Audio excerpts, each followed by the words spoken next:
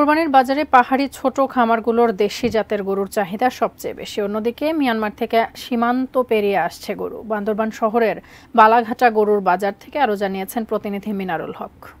বান্দরবানের বালাঘাটায় সবচেয়ে যেটি বান্দরবানের গরু বাজার, এই গরু বাজার দাঁড়িয়ে আছি এবং এখানে বান্দরবানের বিভিন্ন জায়গা থেকে বিভিন্ন যে পাহাড়ি যে খামার ছোট ছোট খামারগুলো রয়েছে, সেই খামারের গরুগুলো মূলত দেশি জাতের যে পাহাড়ি গরু, এগুলো একেবারেই খুবই চাহিদা বেশি এবং এরকম সংখ্যক গরুই এখানে বেশি উঠেছে।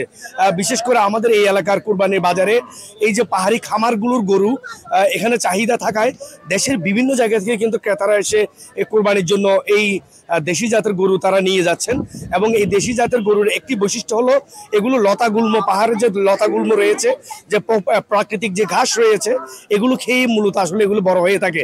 এবং এখানকার যে খামারিরা তারা মোটা তাজা করানোর জন্য কোনো ওষুধ ব্যবহার করে না, স্টেরয়েড ব্যবহার করে না, এবং যে খোল ভুসি যেই সমতল এলাকায় যেটি ব্যবহার করা হয় তারাও সেটি ব্যবহার করে না। এবং যে কারণে প্রাকৃতিক খাবার খাওয়ানো কিন্তু গরুগুলো খুব মোটা তাজা হয়ে থাকে এবং এগুলোর মাংস যেমন সুস্বাদু তেমনি গরুগুলো খুব তরতাজা।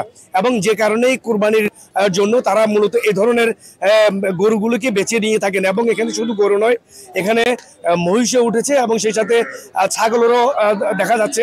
কোরবানি যত ঘনিয়ে আসছে ততই মূলত এখানে গরু বাজারগুলো জমে উঠেছে এবং সেই সাথে দামও মোটামুটি ক্রেতারা যেটি বলছেন এবং হাতের নাগালের মধ্যেই। এটি ছিল আমার কাছে গরু বাজারের বান্দরবানের সর্বশেষ তথ্য।